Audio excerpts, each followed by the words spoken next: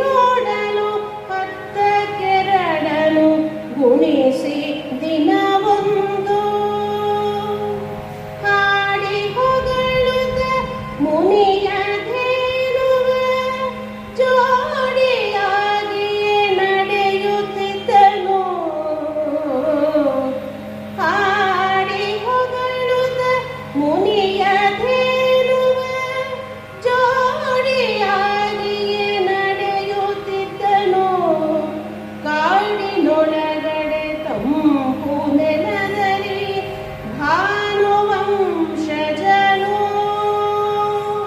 ಕಾಡಿನೊಳಗಡೆ ತಂಪು ನೆಲದಲ್ಲಿ ಭಾನುವಂಶಜನು.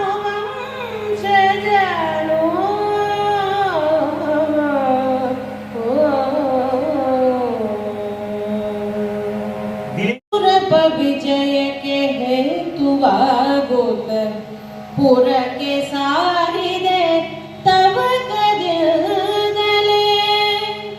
ಸುರಪ ವಿಜಯಕ್ಕೆ ಹೇತುವಾಗೋತ ಪುರಕ್ಕೆ ಸಾರಿದೆ ತವಕದಿಂದಲೇ. ಸುರಭಿಯೊಬ್ಬಳ ಕಂಡು ಕಾಣದೆ ಸಗ್ಗದಂಗಳದಿ.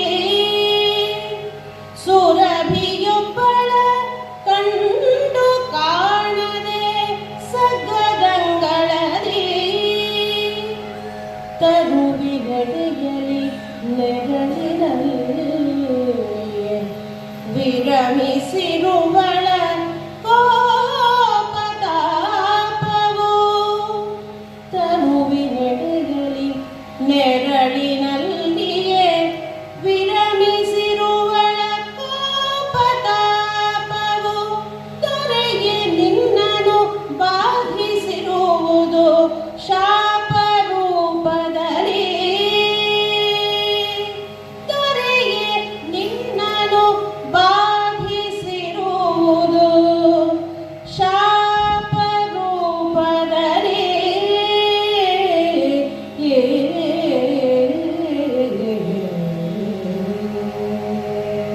ವತ್ಸ ಓಲುವೆ ಸಾಕು ಭೂಪನೆ ನಿನ್ನ ಸಮರವು. ಏಕೆ ಬಾಣವ ಹೊಡೆದು ಸೋಲುವೆ. ಸಾಕು ಭೂಪನೆ ನಿನ್ನ ಸಮರವು. ಲೋಕವೀರನೇ ವ್ಯರ್ಥವಾಯಿತು ತೆಗೆದ ಮಾರ್ಗಣವು. ಏಕೆ ಬಾಣವ ಹೊಡೆದು ಸೋಲುವೆ. ಸಾಕು ಭೂಪನೆ ನಿನ್ನ ಸಮರವು. ಲೋಕವೀರನೇ ವ್ಯರ್ಥವಾಗಿತು ತೆಗೆದ ಮಾರ್ಗಣವು. ದೂಕಿ ಮರಗಳ ಬೇರ ಕೀಳುತ್ತ ನೂಕಿ ನುಗ್ಗುವ ಬಿರುಸುಗಾಳಿಯು. ದೂಕಿ ಮರಗಳ ಬೇರ ಕೀಳುತ್ತ ನೂಕಿ ನುಗ್ಗುವ ಬಿರುಸುಗಾಳಿಯು. ಮೂಕವಾಗದೆ ದೊಡ್ಡ ಕಲ್ಲಿನ ಶೈಲದೆದುರಿನಲ್ಲಿ. ಮೂಕವಾಗದೆ ದೊಡ್ಡ ಕಲ್ಲಿನ ಶೈಲದೆದುರಿನಲ್ಲಿ.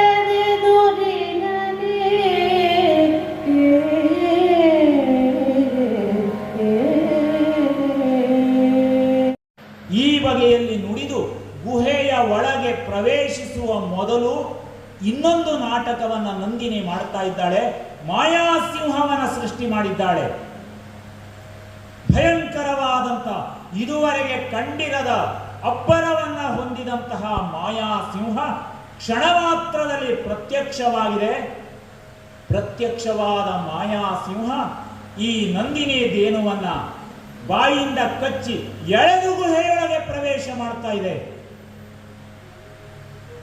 ಊಹಿಸಿರಲಿಲ್ಲ ದಿಲೀಪ ಪ್ರಕೃತಿಯ ಸೌಂದರ್ಯವನ್ನು ಆಸ್ವಾದನೆ ಮಾಡುವುದರಲ್ಲಿ ಮೈಮರೆತಿದ್ದ. ಆದರೆ ಹರಿತವಾದಂಥ ಕ್ರೂರವಾದಂಥ ಉಗುರುಗಳು ಯಾವಾಗ ನಂದಿನಿ ದೇನುವಿಗೆ ಭೇದಿಸಿದವೋ, ಚೀತ್ಕಾರ ಮಾಡಿದೆ ನಂದಿನಿ ದೇನು.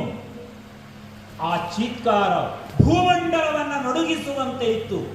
ಭಯಂಕರವಾದ ಚೀತ್ಕಾರದ ಧ್ವನಿ ಕೇಳಿದ ಮರುಕ್ಷಣದಲ್ಲಿ ಹಗ್ಗದಿಂದ ಮನಸ್ಸನ್ನ ಇನ್ನೊಂದು ಕಡೆಗೆ ಸೆಳೆದಂತೆ ದಿಲೀಪನ ಮನಸ್ಸು ಹಿಮಾಲಯದ ಪ್ರದೇಶದಿಂದ ನಂದಿನಿ ದೇನುವಿನ ಕಡೆಗೆ ಹೋಗಿದೆ.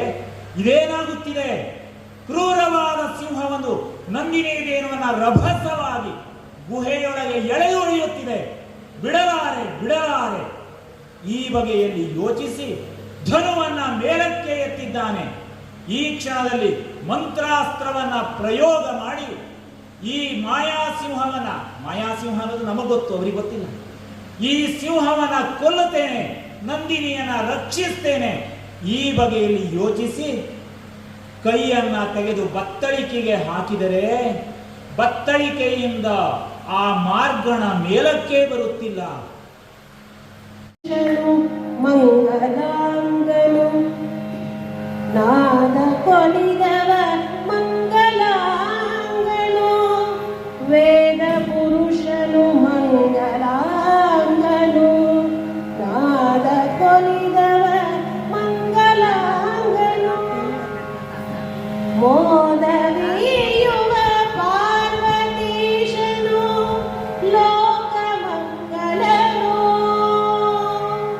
ಮೋದವಿಯುವ ಪಾರ್ವತೀಶನು ಲೋಕ ಮಂಗಲನು ಭೇದವಿಲ್ಲದೆ ಪರಮ ಪುರುಷರ ಪಾದ ಮೂಲದೊಳೆಮ್ಮ ಚಿತ್ತವ ಭೇದವಿಲ್ಲದೆ ಪರಮ ಪುರುಷರ ಪಾದ ಮೂಲದೊಳೆಮ್ಮ ಚಿತ್ತವ ಮೇಲಿನೀಶನು ನೆಲೆಯಗೊಳಿಸಲು ಸಕಲ ಮಂಗಲವು ಮೇದಿನೀಶನು ನೆಲೆಯಗೊಳಿಸಲು ಸಕಲ ಮಂಗಲವು ಸಕಲ ಮಂಗಲವು ಸಕಲ ಮಂಗಲವು. ಯುಗ ಯುಗಗಳು ಕೇವಲ ಕ್ಷಣಗಳಂತೆ ಕಳೆದು ಹೋಗುತ್ತವೆ. ಧರ್ಮಶಾಸ್ತ್ರವೇ ಹೇಳಿದಂತ ಮಾತು. ಭಕ್ತಿ ಭಾವದಲ್ಲಿ ತುಂದಿಲನಾಗಿ ತಪಸ್ಸನ್ನಾಚರಿಸತಕ್ಕಂಥ ಋಷಿಗಳಿಗೆ ಯುಗಗಳೆಲ್ಲ ಕ್ಷಣದಂತೆ ಕಳೆಯುತ್ತವೆ. ಅಷ್ಟು ತನ್ಮಯತೆ ವಸಿಷ್ಠರ ಮಾತಿನಲ್ಲಿ. ಅಂತಹ ನಂಬಿಕೆ ದಿಲೀಪನಿಗೆ. ನೋಡಿ ನೋಡುತ್ತಾ ಕಳೆದದ್ದೇ ಗೊತ್ತಾಗಲಿಲ್ಲ. ಇದು ಕಷ್ಟದ ಕಾರ್ಯವಲ್ಲ.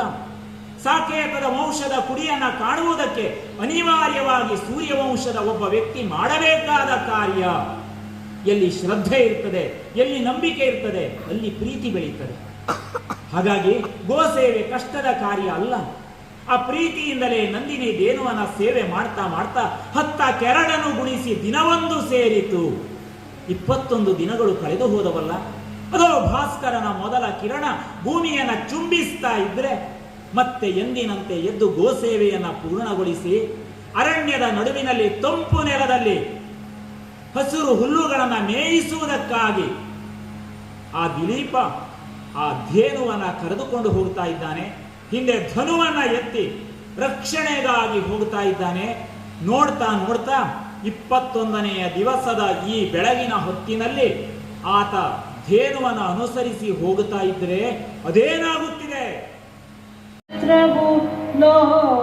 ಲೋಕದೊಡೆತನ ನೂತನಾಂಗವು ತರುಣ ಶಕ್ತಿಯು ಕಾಂತ ರೂಪವು ನಿನ್ನದಾಗಿದೆ ಕೇಳು ಭೂಪಾಲ. ಶ್ವೇತ ಛತ್ರವು ಲೋಕದೊಡೆತನ ನೂತನಾಂಗವು ತರುಣ ಶಕ್ತಿಯು ಕಾಂತ ರೂಪವು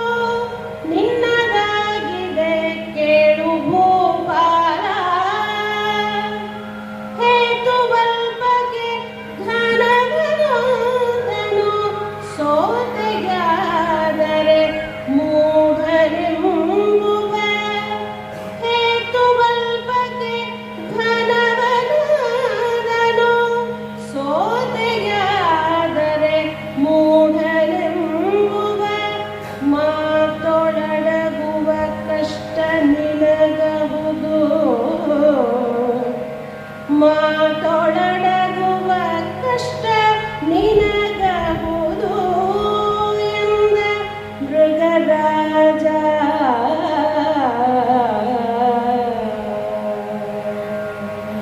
ಮನದ ಬಯಕೆಗೆ ಫಲವ ಕೊಡುವಳು ಪರಮ ತೋಷದಲ್ಲಿ. ವಸಿಷ್ಠರ ಬಾಯಿಂದ ಬಂದಂಥ ಮಾತು. ಮಗು, ಚಿಂತಿಸಬೇಕಾದದಿಲ್ಲ. ಯಾವ ಹಂಬಲವನ್ನ ಇಟ್ಟುಕೊಂಡು ಅಯೋಧ್ಯೆಯಿಂದ ಈ ಆಶ್ರಮದವರೆಗೆ ಪಾದವನ್ನ ಬೆಳೆಸಿದೆಯೋ ನಿನ್ನ ಶ್ರಮ ವ್ಯರ್ಥವಾಗಲಾರದು. ಅಯೋಧ್ಯೆಯ ಪೀಠ ಯಾವತ್ತೂ ಬರಿದಾಗಲಾರದು. ಸೂರ್ಯವಂಶ ಅವಿಚ್ಛಿನ್ನವಾಗಿ ನಡೆಯುವುದಕ್ಕೆ ಕಾಮಧೇನು ಯಾವ ಬಗೆಯಲ್ಲಿ ವರವನ್ನ ಕೊಡಬಲ್ಲಳೋ ಅದೇ ಬಗೆಯ ವರವನ್ನ ಕೊಡುವ ಸಾಮರ್ಥ್ಯವನ್ನ ಅವಳ ಮಗಳಾದಂಥ ನಂದಿನಿ ಹೊಂದಿದ್ದಾಳೆ. ನಂಬಿಕೆಯನ್ನ ಇಡು. ಹಿಂದೆ ಬಂದಿರತಕ್ಕಂಥ ಶಾಪದ ತಾಪವನ್ನ ಕಳೆದು ಸೂರ್ಯವಂಶದಲ್ಲಿ ತನಯನೊಬ್ಬ ಉದಿಸುವಂತೆ ಮಾಡುವ ಶಕ್ತಿ ಸಾಮರ್ಥ್ಯ ಈ ನಂದಿನಿ ದೇನುವಿಗೆ ಇದೆ. ಮಗು, ನಂಬಿಕೆಯನ್ನ ಇಡು. ನೀನೊಬ್ಬ ಆರಾಧನೆ ಮಾಡಿದರೆ ಸಾಲದು. ದಂಪತಿಗಳು ಜೊತೆಯಾಗಿ ಮಾಡಬೇಕಾದಂತಹ ಕೆಲಸ ಇದು. ಪತ್ನಿಯ ಜೊತೆಯಲ್ಲಿ ಸುದಕ್ಷಿಣೆಯನ್ನ ಸೇರಿಕೊಂಡು ಈ ನಂದಿನಿ ದೇನುವನ್ನ ಆರಾಧನೆ ಮಾಡು. ಪರಮತೋಷದಲ್ಲಿ ಕಾಮಧೇನು ಸಂತೋಷಗೊಂಡರೆ ಯಾವ ಬಗೆಯ ಫಲವನ್ನ ಕೊಡಬಲ್ಲರೋ ಅದೇ ಬಗೆಯ ಫಲವನ್ನ ಬಹಳ ಸಂತೋಷದಿಂದ ಈ ನಂದಿನಿ ದೇನು ಕೂಡ ಕೊಡ್ತಾಳೆ. ಭರವಸೆಯನ್ನ ಇಡು. ಈ ಬಗೆಯಲ್ಲಿ ನುಡಿತಾ ಇದ್ರೆ ಅದು ಸಂಧ್ಯಾಕಾಲ. ಪಶ್ಚಿಮದ ದಿಗಂತದಲ್ಲಿ ಸೂರ್ಯ ಮುಳುಗುತ್ತಾ ಇದ್ದಾನೆ.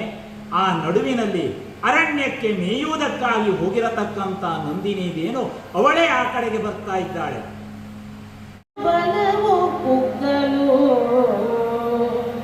ಶರಗಳೇತಕ್ಕೆ ಹೊರಗೆ ಬಾರವು ನರಗಳಿಳಿದವು ಬಲವು ಕುಗ್ಗಲು ನರನ ಸೋಲಿದು ಸಿಂಹದೆದುರಲಿ ವಿಧಿಗೆ ಮಿಗಿಲಾಗಿ ನರನ ಸೋಲಿದು ಸಿಂಹದೆದುರಲಿ ವಿಧಿಗೆ ಮಿಗಿಲಾಗಿ ದುರುಳ ಮೃಗವನು ತರಿಗಲಾಗದೆ ಶಿರಗೊಳಿರುವುದು ದುಃಖ ಸಾಗರ. ದುರುಳ ಮೃಗವನು ತರಿಗಲಾಗದೆ ಶಿರಗೊಳಿರುವುದು ದುಃಖ ಸಾಗರ. ಹರಿಯ ಮುಖದಲ್ಲಿ ಮಂದಹಾಸವು ನುಡಿಗಳಿ ತೆರಲಿ. ಹರಿಯ ಮುಖದಲ್ಲಿ ಮಂದಹಾಸವು ನುಡಿಗಳಿ ತೆರಲಿ.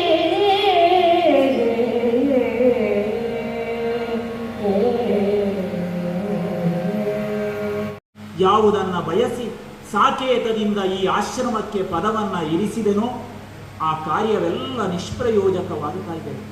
ಈ ಕ್ಷಣದಲ್ಲಿ ಇನ್ನೊಂದು ಕ್ಷಣದಲ್ಲಿ ಹಸಿದಂತಹ ಸಿಂಹ ಇದರ ಮೇಲೆ ಹಾರಿ ಇದನ್ನು ಕೊಲ್ಲುತ್ತದೆ. ಕೊಂದಿತು ಅಂತಾದರೆ ನನ್ನ ವ್ರತ ಭಂಗವಾಗುತ್ತದೆ. ನಂದಿನಿ ದೇವನು ಸತ್ತಿತು ಅಂತಾದರೆ ರಕ್ಷಣೆ ಮಾಡ್ತೇನೆ. ಗುರುವರಿಯ ವಾಗ್ದಾನ ಮಾಡಿ ಬಂದವನಿದ್ದೇನೆ. ಮಾತಿಗೆ ತಪ್ಪುತ್ತೇನಲ್ಲ ನಾನು? ಮಾತಿಗೆ ತಪ್ಪುವುದು ಎನ್ನುವುದು ಕ್ಷತ್ರಿಯರಿಗೆ ಅದು ಮಹಾ ಅಪರಾಧ, ಅದು ಅಧರ್ಮ. ತನ್ನ ಪ್ರಾಣ ಹೋಗುತ್ತದೆ ಅಥವಾ ನಂದಿನಿ ದೇವಿನ ಪ್ರಾಣ ಹೋಗುತ್ತದೆ ಎನ್ನುವುದಕ್ಕಿಂತಲೂ ಕುಲಗುರುಗಳಾದ ವಸಿಷ್ಠರಿಗೆ ಕೊಟ್ಟಂತ ಮಾತನ್ನ ನಡೆಸುವುದಕ್ಕೆ ಸಾಧ್ಯವಾಗದೆ ಹೋಗ್ತದಲ್ಲ. ಈ ನೋವು ಬಲವಾಗಿ ದಿಲೀಪನನ್ನ ಬಾಧಿಸ್ತಾ ಇದೆ. ಏನು ಮಾಡುವುದು ಅರ್ಥವಾಗದೆ ನಿಂತರೆ ಇನ್ನೊಂದು ವಿಚಿತ್ರ ಗುಹೆಯಲ್ಲಿ ನಡೀತಾ ಇದೆ. ಮಾಯಾ ಸಿಂಹ ಈಗ ಬಾಯನ್ನ ಅಗಲಿಸಿ ಮಾತನಾಡ್ತಾ ಇದೆ. ಕ್ಷುದ್ರರೂಪದ ಸಿಂಹರಾಜನು ಮುದ್ರೆಯುಗುರನು ಶಿರದಲರ್ಪಿಸಿ. ಕ್ಷುದ್ರರೂಪದ ಸಿಂಹರಾಜನು ಮುದ್ರೆಯುಗುರನು ಶಿರದಲರ್ಪಿಸಿ. ಛಿದ್ರಗೊಳಿಸುವರೆನ್ನ ತನುವನು ವಿಕಟಹಾಸ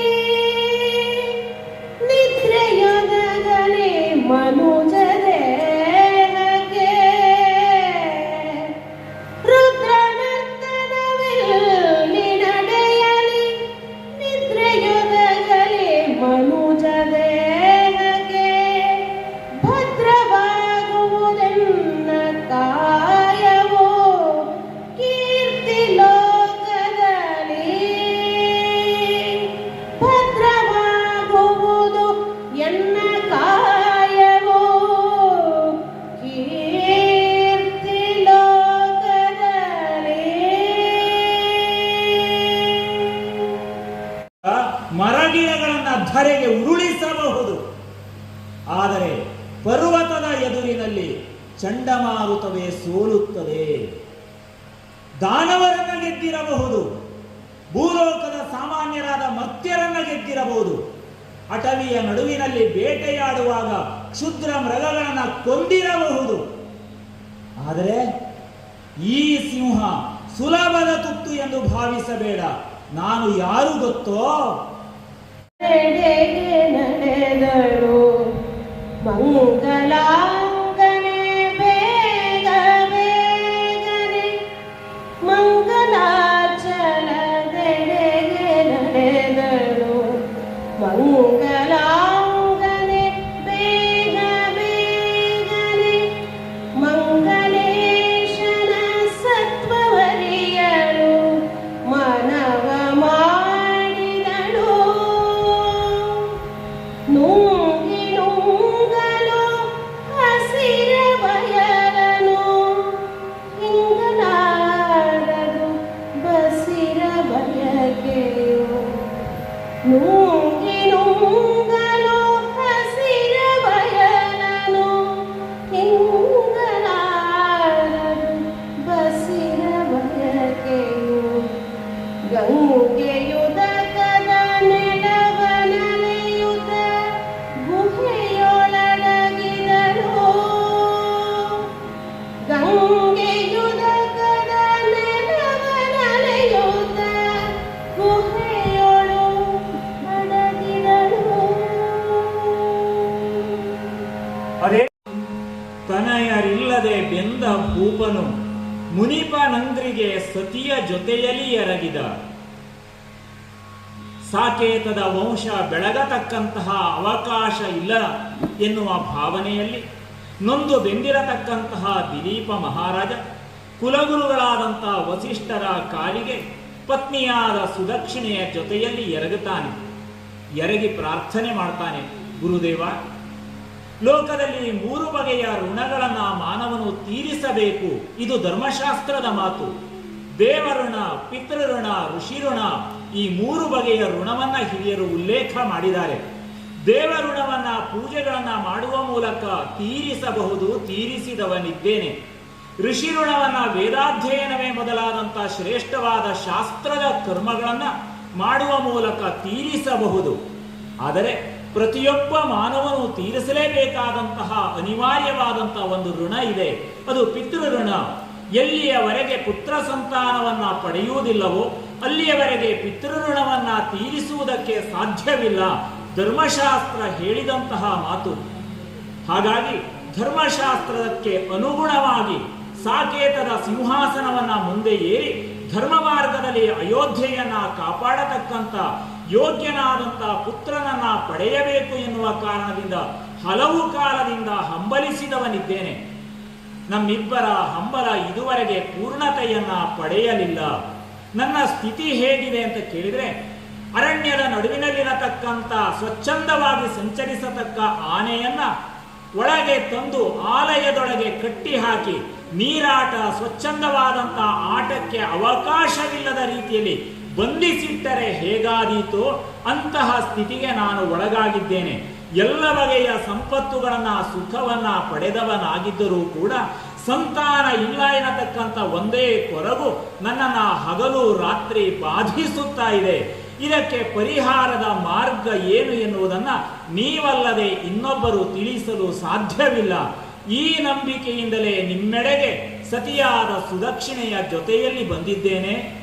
ನನ್ನ ಸಂತಾನಕ್ಕೆ ಪ್ರತಿಬಂಧಕವಾದ ಕಾರಣ ಯಾವುದು ಎನ್ನುವುದನ್ನು ನೀವು ಜ್ಞಾನ ಮಾರ್ಗದಿಂದ ತಿಳುಹಬೇಕು. ಈ ಬಗೆಯಲ್ಲಿ ಪ್ರಾರ್ಥನೆಯನ್ನ ಮಾಡ್ತಾ ಇದ್ರೆ ಕುಲಗುರುಗಳಾದಂಥ ವಸಿಷ್ಠರಿಗೆ ದಿಲೀಪನ ಬಗ್ಗೆ ಎಲ್ಲಿಲ್ಲದ ವಾತ್ಸಲ್ಯ. ಆ ವಾತ್ಸಲ್ಯದಿಂದಲೇ ಅವರು ಒಂದು ಕ್ಷಣ ಧ್ಯಾನಮಗ್ನರಾಗ್ತಾರೆ. ಧ್ಯಾನಮಗ್ನರಾಗಿ ಆತನ ಸಂತಾನಕ್ಕೆ ಪ್ರತಿಬಂಧಕವಾಗಿರತಕ್ಕಂಥ ಕಾರಣವನ್ನ ತಿಳಿದುಕೊಳ್ಳುತ್ತಾರೆ. ಅರ್ಥವಾಗಿದೆ ಅವರಿಗೆ, ಹೀಗೊಂದು ಘಟನೆ ಹಿಂದೆ ಸಂಭವಿಸಿದೆ ಎನ್ನುವುದು ಅರ್ಥವಾಗ್ತಾ ಇದ್ದಂತೆ ಮರುಕ್ಷಣದಲ್ಲಿ ದಿಲೀಪನನ್ನ ನೋಡಿ ಹೇಳ್ತಾರೆ, ಮಗು, ಹಿಂದೆ ಹೀಗೆ ನಡೆದು ಹೋಯಿತು.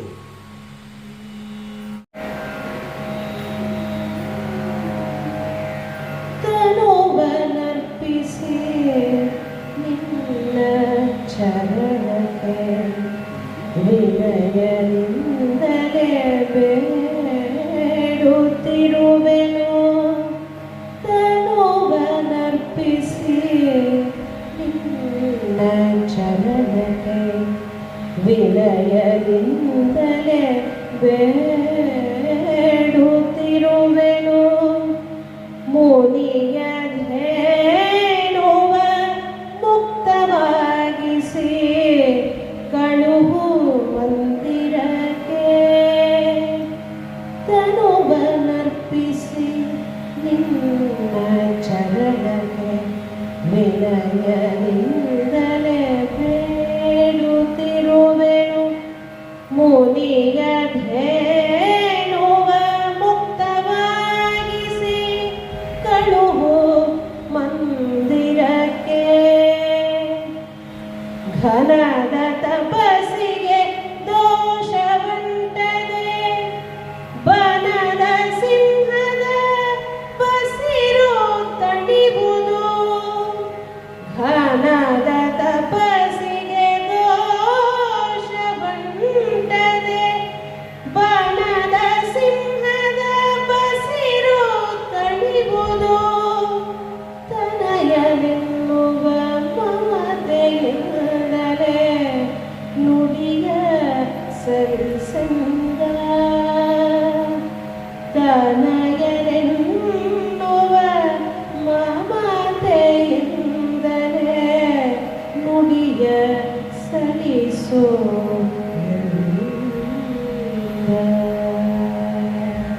ಭಾಗದಲ್ಲಿ ಗುರುವಿನ ಉಪದೇಶದಂತೆ ಸಾಕೇತವನ್ನ ಸುದೀರ್ಘ ಕಾಲ ಆಳಿದಂತಹ ದಿಲೀಪ ಕ್ಷುದ್ರವಾಗಿರತಕ್ಕಂಥ ಮೃಗರಾಜನ ಎದುರಿನಲ್ಲಿ ಪ್ರಾಣವನ್ನು ಅರ್ಪಿಸುವುದಕ್ಕೆ ಸಿದ್ಧನಾಗಿ ವಿನಯಶೀಲನಾಗಿ ತಲೆಯನ್ನು ಬಗ್ಗಿಸಿದಾಗ ಮನಸ್ಸಿನ ಪಟಲದಲ್ಲಿ ಹಿಂದಿನ ಎಲ್ಲ ಕಥೆಗಳು ಸ್ಮರಣೆಗೆ ಬರ್ತವೆ. ಅಯೋಧ್ಯೆಯನ್ನು ಆಳ್ತಾ ಇರತಕ್ಕಂತಹ ಸಂಭ್ರಮವೆಲ್ಲಿ ಇವತ್ತು ಸಾಮಾನ್ಯವಾದಂತಹ ಸಿಂಹಕ್ಕೆ ಸೋತು ಪ್ರಾಣವನ್ನು ಅರ್ಪಿಸತಕ್ಕಂಥ ಮರ್ತ್ಯನಾದ ಸಾಮಾನ್ಯ ಮರ್ತ್ಯನಾದಂಥ ಈ ದಿಲೀಪ ಎಲ್ಲಿ ಕ್ಷತ್ರಿಯನಾಗಿ ಎಷ್ಟೇ ತೋಳ್ಬಲವನ್ನು ಪಡೆದಿದ್ದರೂ ತಪಸ್ಸನ್ನು ಆಚರಿಸಿ ಮಂತ್ರಾಸ್ತ್ರಗಳ ಬಲವನ್ನು ಪಡೆದಿದ್ದರೂ ಕೂಡ ವಿಧಿಯ ಎದುರಿನಲ್ಲಿ ಯಾವ ಪ್ರಯೋಜನಕ್ಕೆ ಬರುವುದಿಲ್ಲ ಅಂತ ಆದರೆ ಎಲ್ಲಕ್ಕಿಂತ ಜಗತ್ತಿನಲ್ಲಿ ಮಿಗಿಲಾದದ್ದು ವಿಧಿಯೇ ಇರಬೇಕು. ವಿಧಿಯ ವಿಪರ್ಯಯವನ್ನು ಮೀರಿ ಬದುಕಿದವರು ಈ ಜಗತ್ತಿನಲ್ಲಿ ಯಾರಿದ್ದಾರೆ? ಇಂತಹ ಕಾಲದಲ್ಲಿ ಸೂರ್ಯವಂಶವು ಅವಿಚ್ಛಿನ್ನವಾಗಿ ನಿರಂತರವಾಗಿ ಮುಂದುವರಿಬೇಕು ಅಂತಾದರೆ ಭಗವಂತನ ಅನುಗ್ರಹವಲ್ಲದೆ ಮತ್ತಾವುದು ಈ ಕಾಲದಲ್ಲಿ ರಕ್ಷಣೆ ಮಾಡಲಾರದು. ಕುಲಗುರುಗಳಾದ ವಸಿಷ್ಠರು ನುಡಿದ ಮಾತು ಸುಳ್ಳಾಗಿ ಹೋದಿತೆ. ಚಿಂತಿಸಬೇಡ ದಿಲೀಪ, ನಿನ್ನ ವಂಶದಲ್ಲಿ ಕುಲದ ಕುಡಿ ಅರಳುತ್ತದೆ. ಆಶ್ರಮಕ್ಕೆ ಬಂದಾಗ ವಾಗ್ದಾನ ಮಾಡಿದರಲ್ಲ, ಆ ಮಾತು ಸುಳ್ಳಾಯಿತೆ. ಒಂದು ವೇಳೆ ಸುಳ್ಳಾಗುತ್ತದೆ ಅಂತಾದರೆ ಓಂಕಾರ ಬೀಜಾಕ್ಷರದಿಂದ ಚತುರ್ವೇದಗಳು ಹುಟ್ಟಿದವು. ಅದೇ ಬಗೆಯಲ್ಲಿ ವೈವಸ್ವತ ಮನುವಿನಿಂದ ಬಂದಂತಹ ಈ ಕುಲದ ಇಲ್ಲಿಗೆ ಛಿನ್ನವಾಗಿ ಹೋಗುವುದಕ್ಕೆ ದಿಲೀಪನೇ ಕಾರಣನಾಗುತ್ತಾನೆ ಅಂತಾದರೆ ನಾನೇ ಧರ್ಮ ಭ್ರಷ್ಟನಾಗಿರಬೇಕು. ತಿಳಿಯದೆ ಧರ್ಮಕ್ಕೆ ವಿರುದ್ಧವಾದಂತಹ ಕಾರ್ಯವನ್ನು ಈ ದಿಲೀಪ ಅಯೋಧ್ಯೆಯಲ್ಲಿ ಮಾಡಿರಬೇಕು. ಹಾಗಲ್ಲದಿದ್ದರೆ ದೇವತೆಗಳಿಗೆ ಗೆಲುವನ್ನು ಒದಗಿಸಿಕೊಟ್ಟಿರತಕ್ಕಂತಹ ಈತನಿಗೆ ಈ ಕ್ಷಣದಲ್ಲಿ ಸಾಮಾನ್ಯವಾದ ಗುಹೆಯ ಸಿಂಹದ ಎದುರಿನಲ್ಲಿ ಸೋಲಾಗುತ್ತದೆ ಅಂತಾದರೆ ಇದು ಪರೀಕ್ಷೆಯೋ ಅಥವಾ ತನ್ನ ಬದುಕಿನ ಕೊನೆಯ ಕ್ಷಣವೋ ಅರ್ಥವಾಗುತ್ತಾ ಇಲ್ಲ. ಸೋತು ಹೋದೆ, ನಾನು ಸೋತು ಹೋದೆ. ಗೆಲ್ಲಬೇಕೆನ್ನುವ ಹಂಬಲದಿಂದ ಸಾಕೇತದಿಂದ ಇಲ್ಲಿಗೆ ಬಂದು ಸೋತೆ ನಾನು. ಸುಮಗರ್ಪಿಸಿ ಪಾದಮೂಲದಿ ನಮನವೆನೋ ವಿಘ್ನರಾಜಗೆ ಗಮನ ಪಥದಲ್ಲಿ ದೋಷವೆಲ್ಲವ ಕಳೆದು ರಕ್ಷಿಸಲಿ. ಗಮನ ಪಥದಲ್ಲಿ ದೋಷವೆಲ್ಲವ ಕಳೆದು ರಕ್ಷಿಸಲಿ. ರಮೆಯ ರಮಣನ ಚರಣಗೆರಡುತ್ತಲಿ ಉಮೆಯ ವಲ್ಲಭನೊಲವ ಬೇಡುವೆ. ರಮೆಯ ರಮಣನ ಚರಣ ಉಮೆಯ ವಲ್ಲಭನೊಲವ ಬೇಡುವೆ ತಮವನಡಗಿಸಲು ಅಜನನೆ ನೆಯುವೆ ಕಾವ್ಯ ಮಾರ್ಗದಲ್ಲಿ ತಮವನಡಗಿಸಲು ಅಜನನೆ ನೆಯುವೆ ಕಾವ್ಯ ಮಾರ್ಗದಲ್ಲಿ. ಪಶ್ಚಿಮದ ದಿಗಂತದಿಂದ ಬೀಸಿ ಬಂದಂತೆ ಮೃದುವಾದಂತ ಅನುಭವ, ಗಗನ ಮಾರ್ಗದಿಂದ ಜಯಘೋಷ ಕೇಳ್ತಾ ಇದೆ. ದೇವತೆಗಳು ಒಂದು ಪುಷ್ಪವೃಷ್ಟಿಯನ್ನು ಚೆಲ್ಲುತ್ತಾ ಇದ್ದಾರೆ. ವಿದ್ಯಾಧರರ ಕೈಯಿಂದ ಪುಷ್ಪವೃಷ್ಟಿ ಕೆಳಕ್ಕೆ ಇಳಿತಾ ಇದೆ. ಮೆಲ್ಲಗೆ ಕಣ್ಣು ತೆರೆದು ದಿಲೀಪ ನೋಡ್ತಾನೆ. ಮಾಯಾ ಸಿಂಹವೇ ಇಲ್ಲ. ಇದುವರೆಗೆ ಹಿಂಸೆಯನ್ನ ಮಾಡ್ತದೆ ಅಂತ ಭಾವಿಸಿರತಕ್ಕಂಥ ಸಿಂಹ ಕಣ್ಣಿನ ಎದುರಿನಲ್ಲಿ ಇಲ್ಲ. ಅಲ್ಲಿ ಮಂದಹಾಸವನ್ನ ಬೀರ್ತಾ ಇರತಕ್ಕಂಥ ನಂದಿನಿ ದೇನು ಮಾತ್ರ ಇದೆ.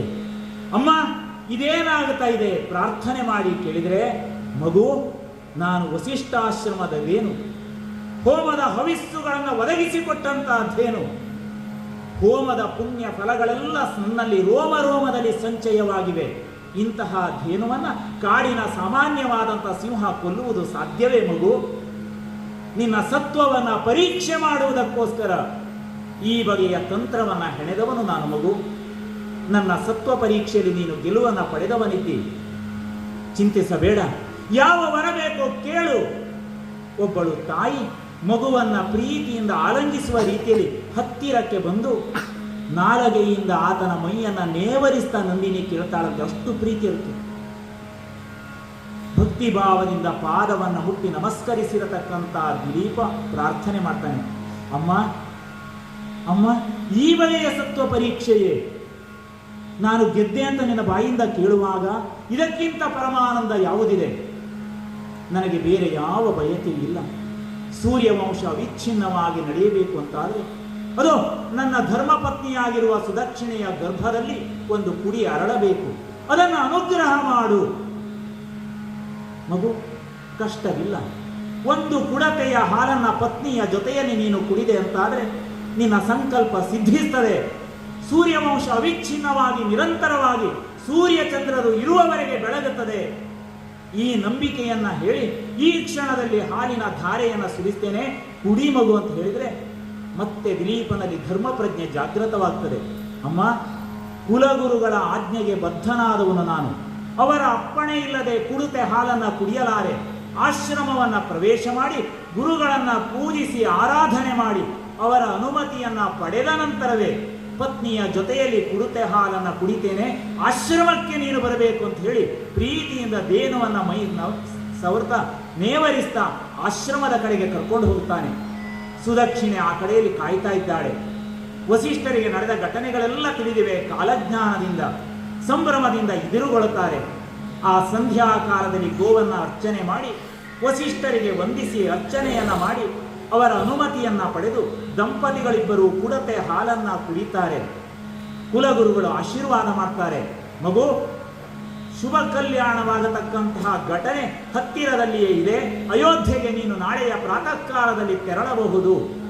ಹೀಗೆ ಅಪ್ಪಣೆಯನ್ನ ಕೊಟ್ಟರೆ ರಾತ್ರಿಯನ್ನ ಸಂಭ್ರಮದಿಂದಲೇ ಆಶ್ರಮದ ಎಲೆಮನೆಯಲ್ಲಿ ಕಳೆದಂತಹ ದಿಲೀಪ ಮರುದಿವಸ ಗುರುಗಳಾದಂತಹ ವಸಿಷ್ಠರಿಗೆ ವಂದಿಸಿ, ಗುರುಪತ್ನಿಯಾದಂತಹ ಅರುಂಧತಿಗೆ ವಂದಿಸಿ, ಕಾಮಧೇನುವಿನ ಸುತೆಯಾದಂತಹ ನಂದಿನಿಗೆ ಮತ್ತೆ ಮತ್ತೆ ಪ್ರದಕ್ಷಿಣೆ ಬಂದು ಅವಳನ್ನು ಆರಾಧನೆ ಮಾಡಿ ಪುಟ್ಟ ಕರುವಿಗೆ ಹಾಲನ್ನು ಉಣಿಸಿ ಮತ್ತೆ ಸಂಭ್ರಮದಿಂದ ಅವರ ಅಪ್ಪಣೆಯನ್ನ ಪಡೆದು ಅಯೋಧ್ಯೆಯ ಕಡೆಗೆ ಹೋಗ್ತಾ ಇದ್ರೆ, ಅಯೋಧ್ಯೆಯ ಪುರದ ಜನರೆಲ್ಲ ಇಷ್ಟಾರ್ಥವನ್ನ ಸಿದ್ಧಿಸಿಕೊಂಡು ಅಯೋಧ್ಯೆಗೆ ಬರ್ತಾ ಇದ್ದಾನೆ.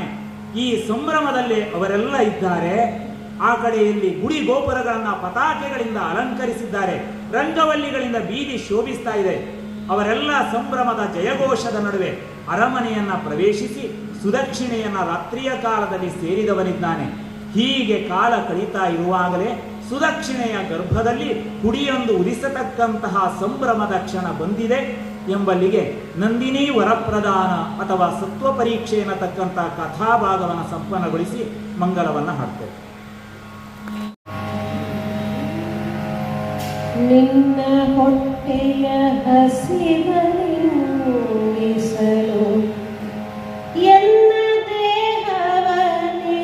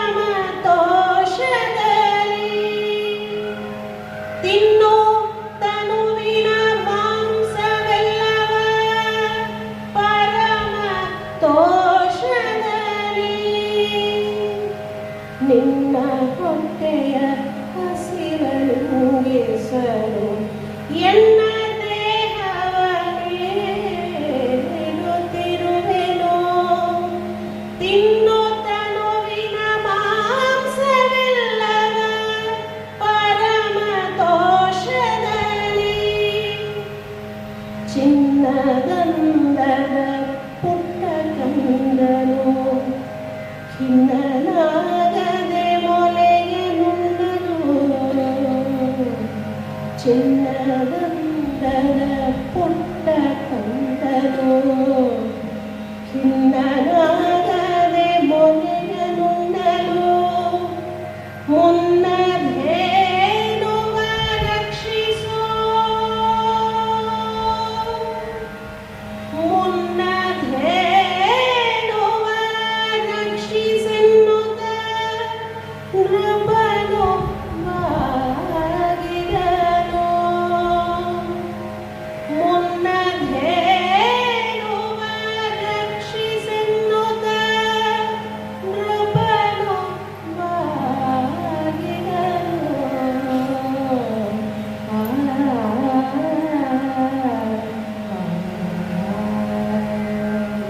ಶಿಕ್ಷಿಸಿ ಮಹಿಯ ವಲ್ಲಭನೊಂದುಗಳಿಗೆ ತೋಹಿನ ಶಿಖರದ ಸೊಬಗನೀಕ್ಷಿಸಿ ಮಹಿಯ ವಲ್ಲಭನೊಂದುಗಳಿಗೆ ಸಿಹಿಯ ಕನಸಿನೊಳಿದು ಹೋದನು ಧವಳ ಬೆಟ್ಟದಲ್ಲಿ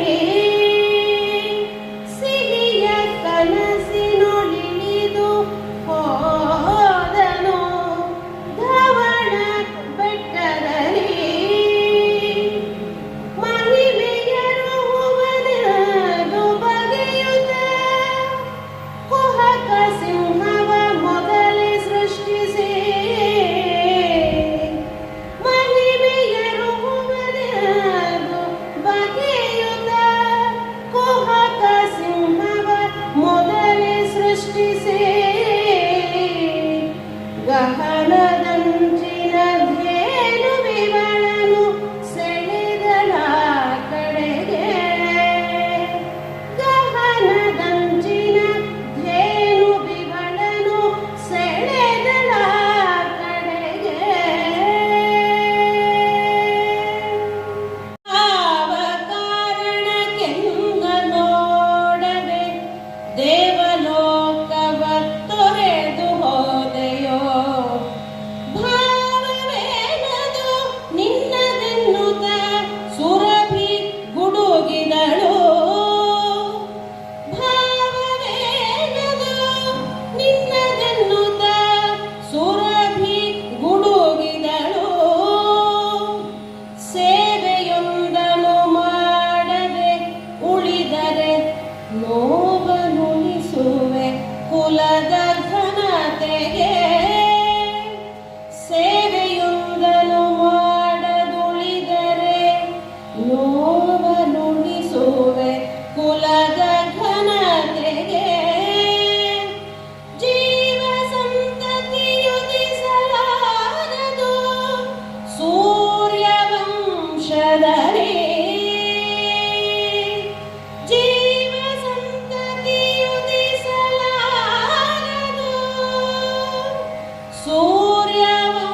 ಸೂರ್ಯವಂಶದಲ್ಲಿ ಜೀವದ ದಿಗಂತದಿಂದ ಬೀಸಿ ಬಂದಂತೆ ಮೃದುವಾದಂಥ ಅನುಭವ ಗಗನ ಮಾರ್ಗದಿಂದ ಜಯಘೋಷ ಕೇಳ್ತಾ ಇದೆ. ದೇವತೆಗಳು ಒಂದು ಪುಷ್ಪವೃಷ್ಟಿಯನ್ನು ಚೆಲ್ಲುತ್ತಾ ಇದ್ದಾರೆ. ವಿದ್ಯಾಧರರ ಕೈಯಿಂದ ಪುಷ್ಪವೃಷ್ಟಿ ಕೆಳಕ್ಕೆ ಇಳಿತಾ ಇದೆ. ಮೆಲ್ಲಗೆ ಕಣ್ಣು ತೆರೆದು ದಿಲೀಪ ನೋಡ್ತಾನೆ. ಮಾಯಾ ಸಿಂಹವೇ ಇಲ್ಲ. ಇದುವರೆಗೆ ಹಿಂಸೆಯನ್ನ ಮಾಡ್ತದೆ ಅಂತ ಭಾವಿಸಿರತಕ್ಕಂಥ ಸಿಂಹ ಕಣ್ಣಿನ ಎದುರಿನಲ್ಲಿ ಇಲ್ಲ. ಅಲ್ಲಿ ಮಂದಹಾಸವನ ಬೀರ್ತಾ ಇರತಕ್ಕಂಥ ನಂದಿನಿ ದೇನು ಮಾತ್ರ ಇದೆ. ಅಮ್ಮ, ಇದೇನಾಗ್ತಾ ಇದೆ? ಪ್ರಾರ್ಥನೆ ಮಾಡಿ ಕೇಳಿದರೆ, ಮಗು, ನಾನು ವಸಿಷ್ಠಾಶ್ರಮದದೇನು, ಹೋಮದ ಹವಿಸ್ಸುಗಳನ್ನು ಒದಗಿಸಿಕೊಟ್ಟಂತಹದ್ದೇನು, ಹೋಮದ ಪುಣ್ಯ ಫಲಗಳೆಲ್ಲ ನನ್ನಲ್ಲಿ ರೋಮ ರೋಮದಲ್ಲಿ ಸಂಚಯವಾಗಿವೆ. ಇಂತಹ ಧೇನುವನ್ನು ಕಾಡಿನ ಸಾಮಾನ್ಯವಾದಂಥ ಸಿಂಹ ಕೊಲ್ಲುವುದು ಸಾಧ್ಯವೇ ಮಗು? ನಿನ್ನ ಸತ್ವವನ್ನು ಪರೀಕ್ಷೆ ಮಾಡುವುದಕ್ಕೋಸ್ಕರ ಈ ಬಗೆಯ ತಂತ್ರವನ್ನು ಹೆಣೆದವನು ನಾನು ಮಗು. ನನ್ನ ಸತ್ವ ಪರೀಕ್ಷೆಯಲ್ಲಿ ನೀನು ಗೆಲುವನ್ನು ಪಡೆದವನಿದ್ದಿ. ಚಿಂತಿಸಬೇಡ, ಯಾವ ವರ ಬೇಕೋ ಕೇಳು. ಒಬ್ಬಳು ತಾಯಿ ಮಗುವನ್ನ ಪ್ರೀತಿಯಿಂದ ಆಲಂಗಿಸುವ ರೀತಿಯಲ್ಲಿ ಹತ್ತಿರಕ್ಕೆ ಬಂದು ನಾಲಗೆಯಿಂದ ಆತನ ಮೈಯನ್ನ ನೇವರಿಸ್ತಾ ನಂದಿನಿ ಕೇಳ್ತಾಳಂತೆ. ಅಷ್ಟು ಪ್ರೀತಿ ಇರುತ್ತೆ. ಭಕ್ತಿ ಭಾವದಿಂದ ಪಾದವನ್ನು ಮುಟ್ಟಿ ನಮಸ್ಕರಿಸಿರತಕ್ಕಂಥ ದಿಲೀಪ ಪ್ರಾರ್ಥನೆ ಮಾಡ್ತಾನೆ, ಅಮ್ಮ ಅಮ್ಮ, ಈ ಬಗೆಯ ಸತ್ವ ಪರೀಕ್ಷೆಯೇ ನಾನು ಗೆದ್ದೆ ಅಂತ ನಿನ್ನ ಬಾಯಿಂದ ಕೇಳುವಾಗ ಇದಕ್ಕಿಂತ ಪರಮಾನಂದ ಯಾವುದಿದೆ? ನನಗೆ ಬೇರೆ ಯಾವ ಬಯಕೆ ಇಲ್ಲ. ಸೂರ್ಯವಂಶ ವಿಚ್ಛಿನ್ನವಾಗಿ ನಡೆಯಬೇಕು ಅಂತಾದರೆ ಅದು ನನ್ನ ಧರ್ಮಪತ್ನಿಯಾಗಿರುವ ಸುದಕ್ಷಿಣೆಯ ಗರ್ಭದಲ್ಲಿ ಒಂದು ಕುಡಿ ಅರಳಬೇಕು. ಅದನ್ನು ಅನುಗ್ರಹ ಮಾಡು. ಮಗು, ಕಷ್ಟವಿಲ್ಲ. ಒಂದು ಕುಡತೆಯ ಹಾಲನ್ನ ಪತ್ನಿಯ ಜೊತೆಯಲ್ಲಿ ನೀನು ಕುಡಿದೆ ಅಂತಾದರೆ ನಿನ್ನ ಸಂಕಲ್ಪ ಸಿದ್ಧಿಸ್ತದೆ. ಸೂರ್ಯವಂಶ ಅವಿಚ್ಛಿನ್ನವಾಗಿ ನಿರಂತರವಾಗಿ ಸೂರ್ಯಚಂದ್ರರು ಇರುವವರೆಗೆ ಬೆಳಗುತ್ತದೆ. ಈ ನಂಬಿಕೆಯನ್ನ ಹೇಳಿ ಈ ಕ್ಷಣದಲ್ಲಿ ಹಾಲಿನ ಧಾರೆಯನ್ನು ಸುರಿಸ್ತೇನೆ, ಕುಡಿ ಮಗು ಅಂತ ಹೇಳಿದ್ರೆ ಮತ್ತೆ ದಿಲೀಪನಲ್ಲಿ ಧರ್ಮಪ್ರಜ್ಞೆ ಜಾಗೃತವಾಗ್ತದೆ. ಅಮ್ಮ, ಕುಲಗುರುಗಳ ಆಜ್ಞೆಗೆ ಬದ್ಧನಾದವನು ನಾನು. ಅವರ ಅಪ್ಪಣೆ ಇಲ್ಲದೆ ಕುಡಿತೆ ಹಾಲನ್ನು ಕುಡಿಯಲಾರೆ. ಆಶ್ರಮವನ್ನ ಪ್ರವೇಶ ಮಾಡಿ ಗುರುಗಳನ್ನ ಪೂಜಿಸಿ ಆರಾಧನೆ ಮಾಡಿ ಅವರ ಅನುಮತಿಯನ್ನ ಪಡೆದ ನಂತರವೇ ಪತ್ನಿಯ ಜೊತೆಯಲ್ಲಿ ಕುಡಿತೆ ಹಾಲನ್ನು ಕುಡಿತೇನೆ. ಆಶ್ರಮಕ್ಕೆ ನೀನು ಬರಬೇಕು ಅಂತ ಹೇಳಿ ಪ್ರೀತಿಯಿಂದ ದೇನುವನ್ನ ಮೈ ಸವರ್ತಾ ನೇವರಿಸ್ತಾ ಆಶ್ರಮದ ಕಡೆಗೆ ಕರ್ಕೊಂಡು ಹೋಗ್ತಾನೆ. ಸುದಕ್ಷಿಣೆ ಆ ಕಡೆಯಲ್ಲಿ ಕಾಯ್ತಾ ಇದ್ದಾಳೆ. ವಸಿಷ್ಠರಿಗೆ ನಡೆದ ಘಟನೆಗಳೆಲ್ಲ ತಿಳಿದಿವೆ. ಕಾಲಜ್ಞಾನದಿಂದ ಸಂಭ್ರಮದಿಂದ ಎದುರುಗೊಳ್ಳುತ್ತಾರೆ. ಆ ಸಂಧ್ಯಾಕಾಲದಲ್ಲಿ ಗೋವನ್ನ ಅರ್ಚನೆ ಮಾಡಿ ವಸಿಷ್ಠರಿಗೆ ವಂದಿಸಿ ಅರ್ಚನೆಯನ್ನ ಮಾಡಿ ಅವರ ಅನುಮತಿಯನ್ನ ಪಡೆದು ದಂಪತಿಗಳಿಬ್ಬರು ಕುಡತೆ ಹಾಲನ್ನ ಕುಡಿತಾರೆ. ಕುಲಗುರುಗಳು ಆಶೀರ್ವಾದ ಮಾಡ್ತಾರೆ. ಮಗು, ಶುಭ ಕಲ್ಯಾಣವಾಗತಕ್ಕಂತಹ ಘಟನೆ ಹತ್ತಿರದಲ್ಲಿಯೇ ಇದೆ. ಅಯೋಧ್ಯೆಗೆ ನೀನು ನಾಳೆಯ ಪ್ರಾತಃ ಕಾಲದಲ್ಲಿ ತೆರಳಬಹುದು. ಹೀಗೆ ಅಪ್ಪಣೆಯನ್ನ ಕೊಟ್ಟರೆ ರಾತ್ರಿಯನ್ನ ಸಂಭ್ರಮದಿಂದಲೇ ಆಶ್ರಮದ ಎಲೆಮನೆಯಲ್ಲಿ ಕಳೆದಂತಹ ದಿಲೀಪ ಮರುದಿವಸ ಗುರುಗಳಾದಂತಹ ವಸಿಷ್ಠರಿಗೆ ವಂದಿಸಿ, ಗುರುಪತ್ನಿಯಾದಂತಹ ಅರುಂಧತಿಗೆ ವಂದಿಸಿ, ಕಾಮಧೇನುವಿನ ಸುತೆಯಾದಂತಹ ನಂದಿನಿಗೆ ಮತ್ತೆ ಮತ್ತೆ ಪ್ರದಕ್ಷಿಣೆ ಬಂದು ಅವಳನ್ನು ಆರಾಧನೆ ಮಾಡಿ ಪುಟ್ಟ ಕರುವಿಗೆ ಹಾಲನ್ನು ಉಣಿಸಿ ಮತ್ತೆ ಸಂಭ್ರಮದಿಂದ ಅವರ ಅಪ್ಪಣೆಯನ್ನ ಪಡೆದು ಅಯೋಧ್ಯೆಯ ಕಡೆಗೆ ಹೋಗ್ತಾ ಇದ್ರೆ ಅಯೋಧ್ಯೆಯ ಪುರದ ಜನರೆಲ್ಲ ಇಷ್ಟಾರ್ಥವನ್ನ ಸಿದ್ಧಿಸಿಕೊಂಡು ಅಯೋಧ್ಯೆಗೆ ಬರ್ತಾ ಇದ್ದಾನೆ.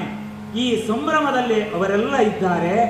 ಆ ಕಡೆಯಲ್ಲಿ ಗುಡಿ ಗೋಪುರಗಳನ್ನ ಪತಾಕೆಗಳಿಂದ ಅಲಂಕರಿಸಿದ್ದಾರೆ.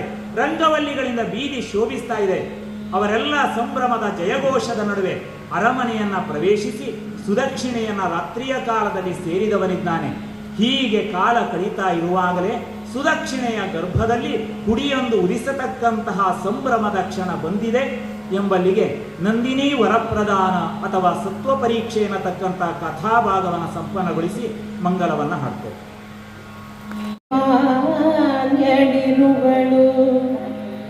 ತನಗೆ ನಂದಿನಿ ಪಾವನಾಂಗಿಯೋ ಜನನಿಯಂದಲಿ ಮಾನ್ಯಡಿರುಗಳು. ತನಗೆ ನಂದಿನಿ ಪಾವನಾಂಗಿಯೋ ಮುನಿಯ ಹೋಮದ ಮೂಲವೀಕೆಯೇ ಕೇಳು ರಾಜೇಂದ್ರ. ಮುನಿಯ ಹೋಮದ ಮೂಲವೀಕೆಯೇ ಕೇಳು ರಾಜೇಂದ್ರ. ವನದ ತಾಣದಿ ಸತಿಯ ಜೊತೆಗಲಿ ವಿನಯದೊಡುಪನು ಧರಿಸಿ ಪೂಜಿಸು. ವನದ ತಾಣದಿ ಸತಿಯ ಜೊತೆಗಲಿ ವಿನಯದೊಡುಪನು ಧರಿಸಿ ಪೂಜಿಸು. ಮನದ ಬಯಕೆಗೆ ಫಲವ ಕೊಡುವಳು ಪರಮ ತೋಷದಲ್ಲಿ. ಮನದ ಬಯಕೆಗೆ ಫಲವ ಕೊಡುವಳು ಪರಮ ತೋಷದಲ್ಲಿ.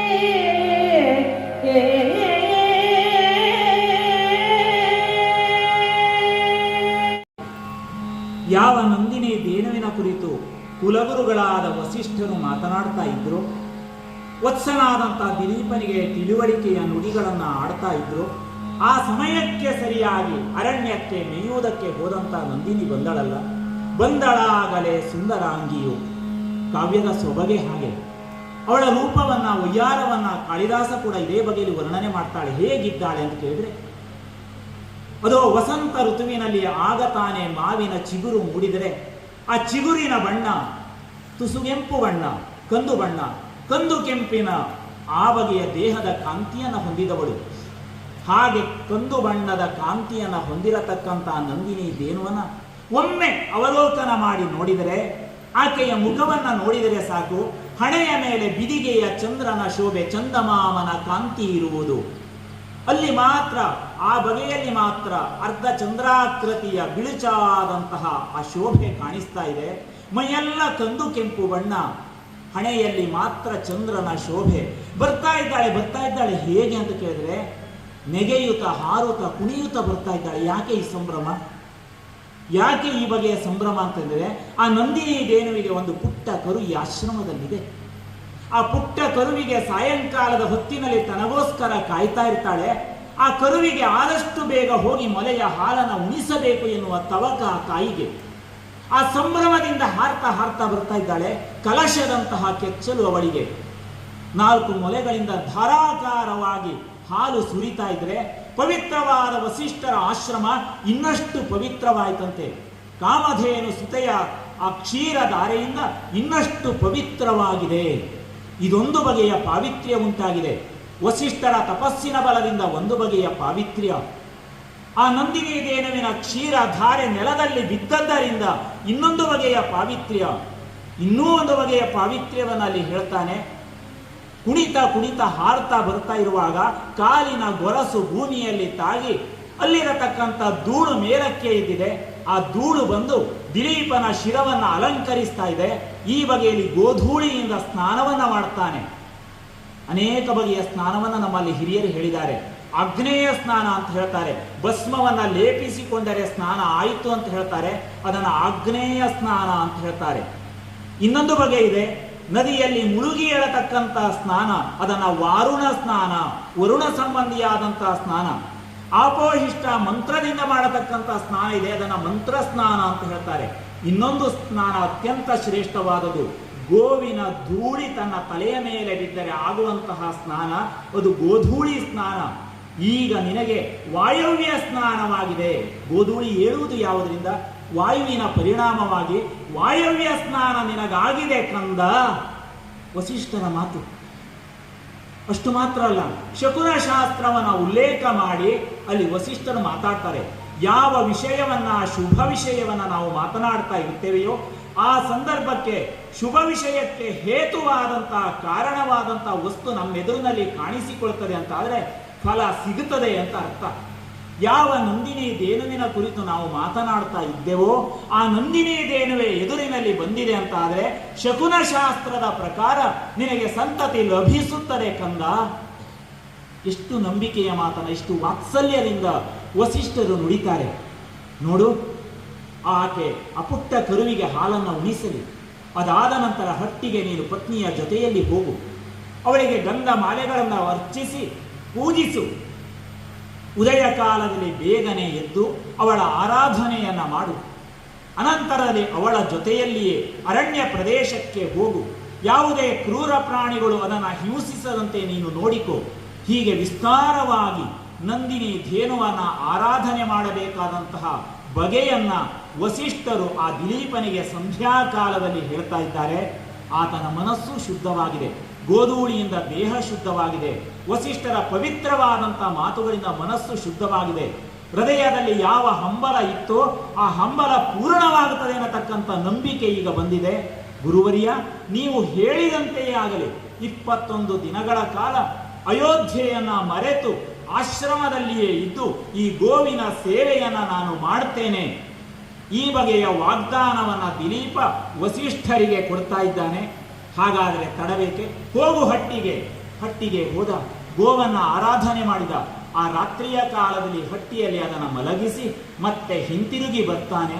ಹಿಂತಿರುಗಿ ಬಂದಂತ ಆತ ಇದೇ ಮೊದಲ ಬಾರಿಗೆ ಅಯೋಧ್ಯೆಯ ಅರಮನೆಯ ಮಂಚವನ್ನ ಬಿಟ್ಟು ಗರ್ಭೆಯ ಹಾಸಿಗೆಯ ಮೇಲೆ ಮಲಗಿಕೊಳ್ತಾನೆ. ವ್ರತ ನಿಯಮಕ್ಕೆ ಬದ್ಧನಾದವನು, ಕುಲಗುರುಗಳಾದಂತಹ ವಸಿಷ್ಠರಿಂದ ಉಪದೇಶವನ್ನ ಪಡೆದು ದರ್ಬೆಯ ಹಾಸಿಗೆಯ ಮೇಲೆ ಮಲಗಿದ. ವ್ರತಕ್ಕೆ ಬದ್ಧನಾದಂತಹ ಆತ ಬೆಳಿಗ್ಗೆ ಬೇಗನೆ ಏಳಬೇಕಲ್ಲ ಅಂತ ಸುಖವಾದ ನಿದ್ದೆಯನ್ನ ಮಾಡ್ತಾ ಇದ್ರೆ ಅದು ವೇದಘೋಷ ಕೇಳ್ತಾ ಇದೆ. ವಲ್ಲಭನಂಗ್ರಿಯಲ್ಲಿಯೇ ಸಮಯ ಕಳೆಯುವ ಕುಂಭಜಠರನ ಉಮೇಯ ವಲ್ಲಭನಂಗ್ರಿಯಲ್ಲಿಯೇ ಸಮಯ ಕಳೆಯುವ ಕುಂಭಜಠರನ ದಮನ ಮಾಡಲು ಮರೆಯಾದರೆ ಗೆಲುವು ನಿನಗಿರದು. ದಮನ ಮಾಡಲು ಬಂದೆಯಾದರೆ ಗೆಲುವು ನಿನಗಿರದು. ಗಮನ ಕಾಲಕ್ಕೆ ಕಾಲ ಭೈರವನು ಯಮಗೆ ಪಾದವನಿರಿಸಿ ನೆಗೆವನು. ಗಮನ ಕಾಲಕ್ಕೆ ಕಾಲ ಭೈರವನು ಯಮಗೆ ಪಾದವನಿರಿಸಿ ನೆಗೆವನು. ಹಿಮದ ಬೆಟ್ಟದ ಬಿಳುಪನಪ್ಪಿದ ವೃಷಭ ಪೀಠದಲ್ಲಿ ಹಿಮದ ಬೆಟ್ಟದ ಬಿಳುಪನಪ್ಪಿದ ವೃಷಭ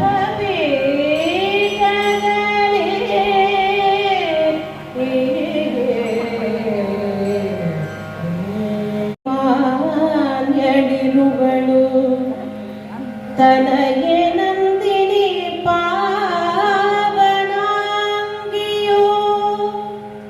ಜನನಿಯಂದಲಿ ಮಾನ್ಯಡಿರುಗಳು ತನಗೆ ನಂದಿನಿ ಪಾವನಾಂಗಿಯೋ ಮುನಿಯ ಹೋಮದ ಮೂಲವೀಕೆಯೇ ಕೇಳು ರಾಜೇಂದ್ರ. ಮುನಿಯ ಹೋಮದ ಮೂಲವೀಕೆಯೇ ಕೇಳು ರಾಜೇಂದ್ರ. ವನದ ತಾಣದಿ ಸತಿಯ ಜೊತೆಗಲಿ ವಿನಯದೊಡುಪನು ಧರಿಸಿ ಪೂಜಿಸು. ವನದ ತಾಣದಿ ಸತಿಯ ಜೊತೆಗಲಿ ವಿನಯದೊಡುಪನು ಧರಿಸಿ ಪೂಜಿಸು. ಮನದ ಬಯಕೆಗೆ ಫಲವ ಕೊಡುವಳು ಪರಮ ತೋಷದಲ್ಲಿ. ಮನದ ಬಯಕೆಗೆ ಫಲವ ಕೊಡುವಳು ಪರಮ ತೋಷದಲ್ಲಿ.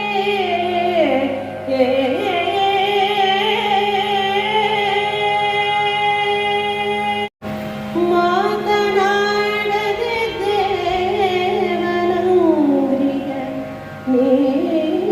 ನೀತಿವಂತನು ನೆನೆಯುತ್ತೇದನು.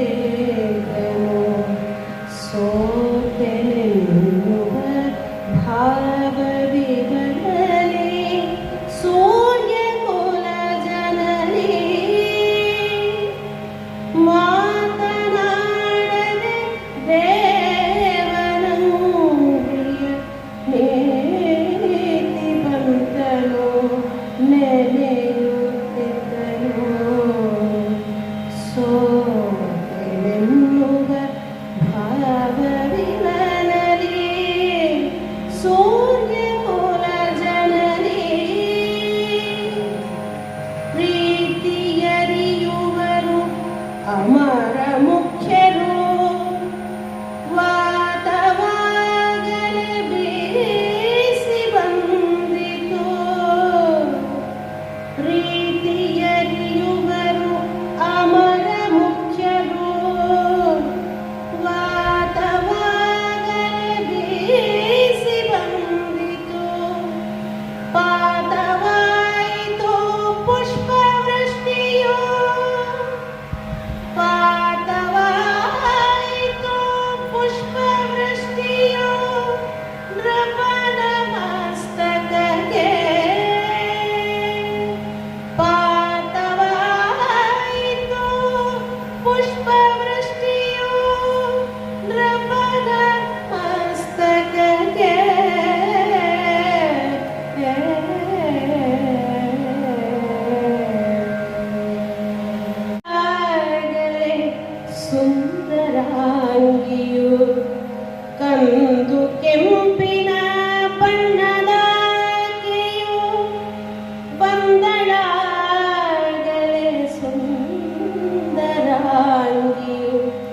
ಕಂದು ಕೆಂಪಿನ ಬಣ್ಣದಾಗೆಯು ಚಂದಮಾಮನ ತಿಲಕವಿಗೆಗೆ ಹಣೆಯ ಮಧ್ಯದಲ್ಲಿ ಚಂದಮಾಮನ ತಿಲಕವಿಗೆಗೆ ಹಣೆಯ ಮಧ್ಯದಲ್ಲಿ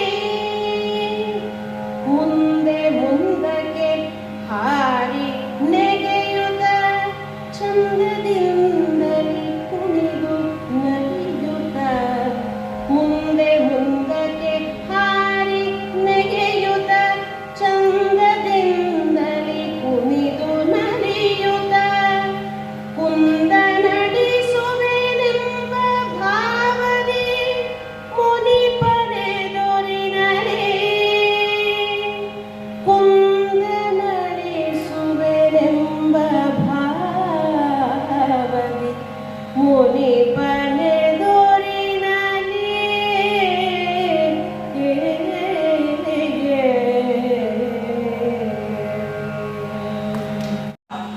ದಿಲೀಪ, ಕಾರಣ ತಿಳಿದಿದೆ. ಇಂದಲ್ಲ, ಹಲವು ಕಾಲದ ಹಿಂದಿನ ಘಟನೆ ಇದು. ಅಯೋಧ್ಯೆಯ ಚಕ್ರವರ್ತಿಗಳು ಸ್ವರ್ಗಕ್ಕೆ ಹೋಗುವುದು ಸಹಜವಾದ ಪ್ರಕ್ರಿಯೆ. ಇನ್ನೊಂದು ಕಾಲದಲ್ಲಿ ದೇವತೆಗಳಿಗೂ ದಾನವರಿಗೂ ಘೋರವಾದಂಥ ಯುದ್ಧ ನಡೆದಾಗ ಆ ಘೋರ ಯುದ್ಧದಲ್ಲಿ ಸಹಾಯ ಹಸ್ತವನ್ನ ಯಾಚಿಸಿದವನಿದ್ದಾನೆ ದೇವಲೋಕದ ಒಡೆಯನಾದಂತಹ ಇಂದ್ರ. ಆ ಸಮಯದಲ್ಲಿ ಇಂದ್ರನ ಸಹಾಯಕ್ಕೋಸ್ಕರ ಸ್ವರ್ಣರಥವನ್ನ ಏರಿ ನೀನು ಸ್ವರ್ಗಕ್ಕೆ ಹೋದೆ.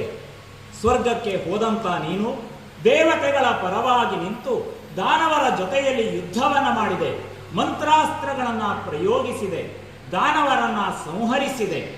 ಆ ಕಾಲದಲ್ಲಿ ದಾನವರಿಂದ ದೇವತೆಗಳಿಗೆ ವಿಜಯವನ್ನ ಒದಗಿಸಿಕೊಟ್ಟು ಇಂದ್ರನು ಆ ದೇವಪೀಠದ ಮೇಲೆ ಶಾಶ್ವತವಾಗಿ ನೆಲೆಗೊಳ್ಳುವಂತೆ ಮಾಡಿ ಸಂಭ್ರಮದಿಂದ ಮತ್ತೆ ಅಯೋಧ್ಯೆಯನ್ನ ಸೇರಬೇಕು ಈ ಬಗೆಯಲ್ಲಿ ಚಿಂತನೆ ಮಾಡಿ ರಥವನ್ನ ಏರಿ ವೇಗವಾಗಿ ನೀನು ಸಾಕೇತದ ಕಡೆಗೆ ಸಾಗುತ್ತಾ ಇದ್ದೆ.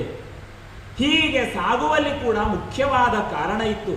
ಋತುಮತಿಯಾಗಿರತಕ್ಕಂಥ ಋತುಸ್ನಾತೆಯಾಗಿರತಕ್ಕಂಥ ಸುದಕ್ಷಿಣೆಯನ್ನ ಸರಿಯಾದ ಕಾಲದಲ್ಲಿ ಸೇರಬೇಕಾದದ್ದು ಧರ್ಮಶಾಸ್ತ್ರ.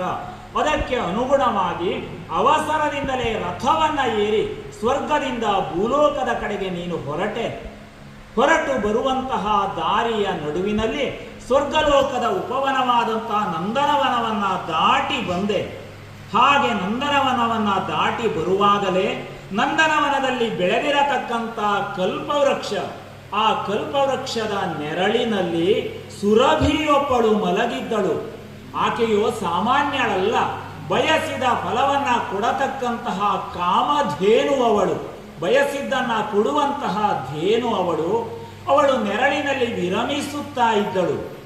ಅವಳು ವಿರಮಿಸುವುದನ್ನು ನೀನು ನೋಡಿದೆ, ನೋಡಿಯೂ ನೋಡದೆ ಬಂದೆ.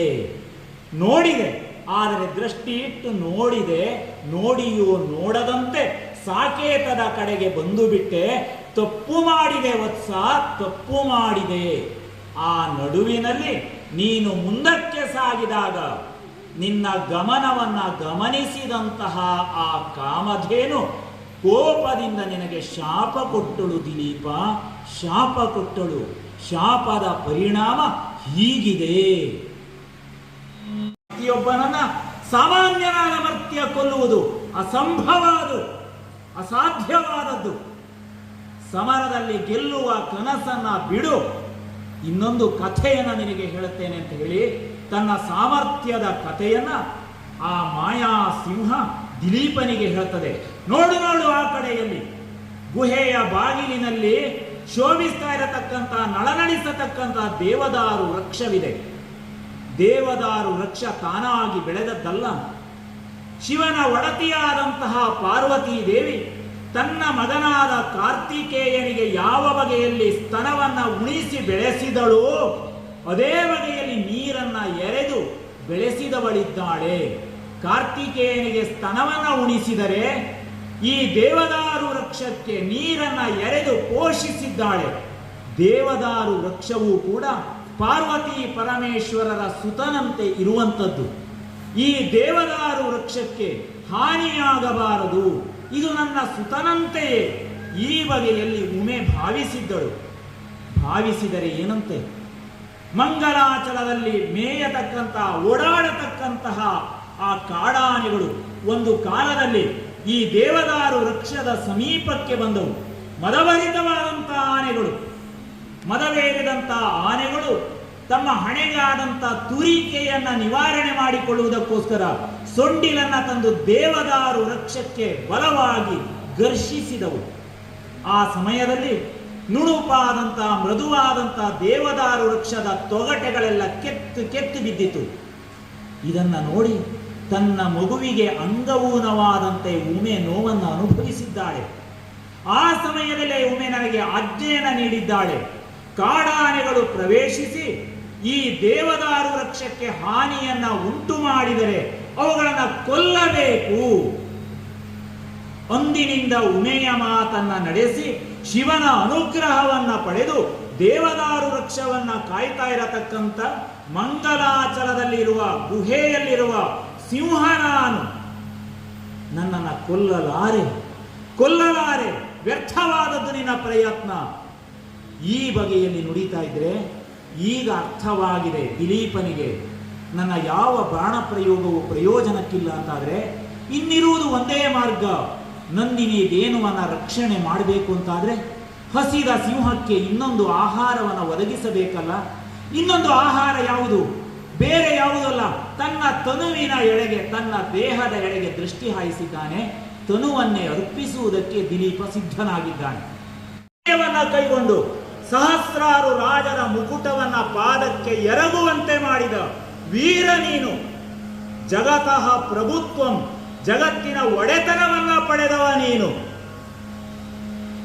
ಸರಿ, ಇಷ್ಟು ಮಾತ್ರ ಆಗಿದ್ದರೆ, ವಯಸ್ಸಾಗಿದ್ದರೆ ಮರಣಕ್ಕೆ ಸಿದ್ಧನೆಂದು ಒಪ್ಪಿಕೊಳ್ಳಬಹುದಿತ್ತು. ನಾಡು ಬೇಡವೆನ್ನುತ್ತಿದೆ, ಕಾಡು ಕರೆಯುತ್ತಿದೆ ಎಂದು. ಹಾಗಲ್ಲ, ಹೊಸ ಯೌವನವನ್ನ ಪಡೆದವನು ನೀನು. ಈ ತಾರುಣ್ಯದಲ್ಲಿ ಮರಣದ ಬಯಕೆಯೇ ನಿನಗೆ. ರೂಪ ಚೆನ್ನಾಗಿಲ್ಲವೆಂದರೆ ಹೊಸ ದೇಹದ ಕಾಂತಿಯನ್ನ ಪಡೆದವನು ನೀನು. ಇದನ್ನೆಲ್ಲ ಯೋಚನೆ ಮಾಡಿ ನೋಡಿದರೆ ಶ್ವೇತಛತ್ರದ ಎದುರಿನಲ್ಲಿ ಸಾಕೇತವನ್ನ ಆಳುತ್ತಿರುವವನು, ಜಗತ್ತಿನ ಪ್ರಭುತ್ವವನ್ನ ಪಡೆದವನು, ಹೊಸ ಯೌವನವನ್ನ ಪಡೆದವನು, ದೇಹದ ಕಾಂತಿಯನ್ನ ಪಡೆದಂತ ನೀನು ಅಲ್ಪವಾದಂತ ಧೇನುವಿಗೋಸ್ಕರ ಮಹತ್ತನ್ನ ಕಳೆದುಕೊಳ್ತೀಯಂತಾದ್ರೆ ವಿಚಾರ ಮಾಡುವ ಶಕ್ತಿಯನ್ನೇ ಕಳೆದುಕೊಂಡ ಮೂರ್ಖನಂತೆ ನನಗೆ ಕಾಣಿಸ್ತಾ ಇದ್ದೆ. ಸಾಮಾನ್ಯ ಧೇನು, ಆಶ್ರಮದ ಧೇನುವಾಗಿರಲಿ, ಎಲ್ಲ ಧೇನುವಿನಂತೆ ಇದೂ ಒಂದು ಧೇನು. ಹಾಗಿರುವಾಗ ದಿಲೀಪನಂತ ಚಕ್ರವರ್ತಿ ಒಂದು ಸಾಮಾನ್ಯ ಹಸುವಿಗೋಸ್ಕರ ಪ್ರಾಣತ್ಯಾಗ ಮಾಡುವುದೇ? ಮೂರ್ಖ ನೀನು. ಈ ಬಗೆಯಲ್ಲಿ ನುಡಿತಾ ಇದ್ರೆ ಚಂಚಲವಾಗಲಿಲ್ಲ ದಿಲೀಪನ ಮನಸ್ಸು. ದಿಲೀಪನ ಬಾಯಲ್ಲಿ ಮರುಕ್ಷಣದಲ್ಲಿ ಬಂದಂತ ಮಾತು, ಹೀಗೆ ನುಡಿಯಲಾಗದು. ಸಾಮಾನ್ಯ ಧೇನುವಲ್ಲ, ರಕ್ಷಣೆಗೋಸ್ಕರ ಬಂದವನು ದಿಲೀಪ. ಕ್ಷತಾತ್ ತ್ರಾಯತೆ ಇತಿ ಕ್ಷತ್ರಃ ಅಂತ ಪ್ರಯೋಗ ಮಾಡ್ತಾನೆ. ಹಿಂಸೆಗೆ ಒಳಗಾದಂತ ವ್ಯಕ್ತಿಗಳನ್ನ ರಕ್ಷಣೆ ಮಾಡುವ ಕಾರಣದಿಂದಲೇ ಕ್ಷತ್ರಿಯ. ಧೇನುವನ್ನ ರಕ್ಷಣೆ ಮಾಡ್ತೇನೆ ಅಂತ ಹೇಳಿ ವಾಗ್ದಾನವನ್ನ ವಸಿಷ್ಠರಿಗೆ ಕೊಟ್ಟು ಬಂದಿದ್ದೇನೆ. ಈ ಸಂದರ್ಭದಲ್ಲಿ ಧೇನುವನ್ನ ರಕ್ಷಿಸುವುದೇ ನನಗೆ ಮೊದಲ ಕರ್ತವ್ಯವೇ ಹೊರತು ನನ್ನ ದೇಹವನ್ನ ರಕ್ಷಿಸುವುದಲ್ಲ. ನಿನ್ನ ನುಡಿಯನ್ನ ನಿಲ್ಲಿಸು. ಪ್ರಾಣ ಹೋಗುವ ಸಂದರ್ಭದಲ್ಲಿಯೂ ಕೂಡ ಸೂರ್ಯವಂಶದ ದೊರೆಗಳು ಆಡಿದ ಮಾತನ್ನ ತಪ್ಪಲಾರರು. ಹಾಗಾಗಿ ಇರುವುದು ಒಂದೇ ಮಾರ್ಗ. ಈತನ ಮನಸ್ಸು ಚಂಚಲವಾಗಲಾರದು, ನಾಲಿಗೆ ಎರಡಾಗಲಾರದು. ಮೃಗರಾಜ, ತೆಗೆದುಕೋ ಪ್ರಾಣವನ್ನ. ಈ ಬಗೆಯಲ್ಲಿ ನುಡಿತಾ ವಿನಯದಿಂದ ಮತ್ತೆ ದಿಲೀಪ ಮಾತನ್ನು ಮುಂದುವರಿಸ್ತಾನೆ. ಗುರುಗಳನ್ನ ನನ್ನ ಶಿರದಲ್ಲಿ ಇಟ್ಟು ಶಿರವನ್ನ ಭೇದಿಸಿದ ಎಂದಾದರೆ ಮರುಕ್ಷಣದಲ್ಲಿ ಛಿದ್ರವಾಗಿ ಹೋಗ್ತದೆ ದೇಹ.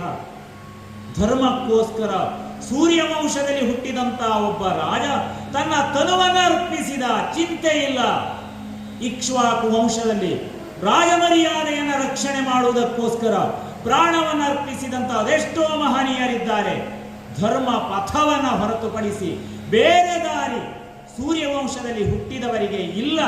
ಛಿದ್ರವಾಗಲಿ, ಚಿರ ನಿದ್ರೆ ತನ್ನ ದೇಹಕ್ಕೆ ಬಂದೊದಗಲಿ. ಚಿಂತೆ ಇಲ್ಲ. ಹಾಗಾದರೂ ಕೂಡ ಭದ್ರವಾಗುವುದು. ದೇಹ ನಾಶವಾಗಿ ಹೋದರೇನಂತೆ, ಕೀರ್ತಿಯ ಲೋಕದಲ್ಲಿ ದಿಲೀಪನ ಹೆಸರು ಶಾಶ್ವತವಾಗಿ ಭದ್ರವಾಗಿ ಉಳಿಯುತ್ತದೆ. ಹಾಗಾಗಲಿ. ಸಂತಾನ ಆಗುತ್ತದೆಯೋ ಬಿಡುತ್ತದೆಯೋ ಅದು ಮುಂದಿನ ಚಿಂತೆ. ಆದರೆ ಈ ಕ್ಷಣದಲ್ಲಿ ನನ್ನ ದೇಹವನ್ನು ಅರ್ಪಿಸಿ ಶಾಶ್ವತವಾದ ಕೀರ್ತಿಯನ್ನು ಪಡೆಯುತ್ತೇನೆ. ಇದು ಸ್ಪಷ್ಟವಾದಂಥ ನುಡಿ. ಹೀಗೆ ಮನಸ್ಸಿನಲ್ಲಿ ವಿಚಾರ ಲಹರಿಗಳು ಮೂಡ್ತಾ ಇದ್ದಂತೆ ಇನ್ನಷ್ಟು ವಿನಯದಿಂದ ಬಾಗಿದ್ದಾನೆ. ಭಗವಂತನನ್ನು ಸ್ಮರಣೆ ಮಾಡುತ್ತಾನೆ.